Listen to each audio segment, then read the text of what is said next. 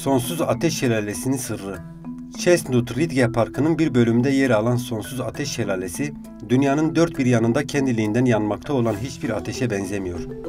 ABD'deki Indiana Üniversitesi'nden araştırmacı Arnold Schmelman, yüzyıllar, belki de binlerce yıl önce yerli kabileler tarafından yakıldığı düşünülen ateşin aslında dünyadaki örneklerinden farklı olduğunu söylüyor. Mağaradaki ateş, yerin derinliklerinde yer alan antik ve son derece sıcak killi şist kayalarından geliyor. Schmelman, killi şist içindeki karbon moleküllerinin parçalanarak küçük doğal gaz molekülleri ortaya çıkması için sıcaklığın suyun kaynama noktasında veya daha sıcak olması gerektiğini belirtiyor. Bulgular ateşi besleyen gazın farklı bir süreçten geçtiğini, bir çeşit katalizörün gazı kayalardaki organik moleküllerden ortaya çıktığını gösteriyor.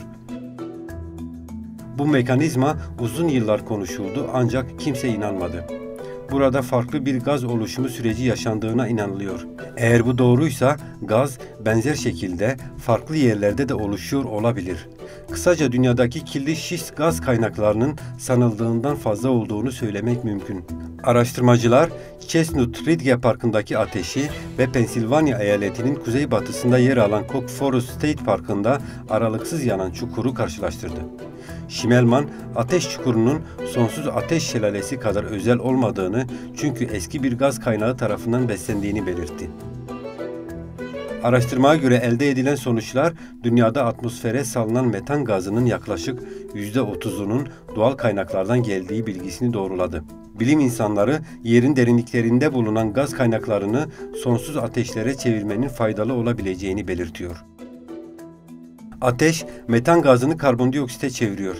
Karbondioksit, metana kıyasla atmosferde 20 kat daha az ısı hapsediyor.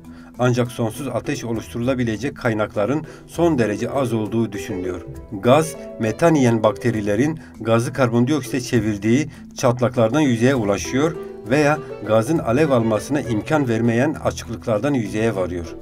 Sonsuz Ateş Şelalesi ise doğal yollardan oluşan ve alevin titremesini sağlayan bir çukurdan gelen gazla besleniyor. Araştırma, şelalenin aynı zamanda dünyanın en yüksek yoğunlukta etan ve propan gazına sahip olduğunu ortaya koydu.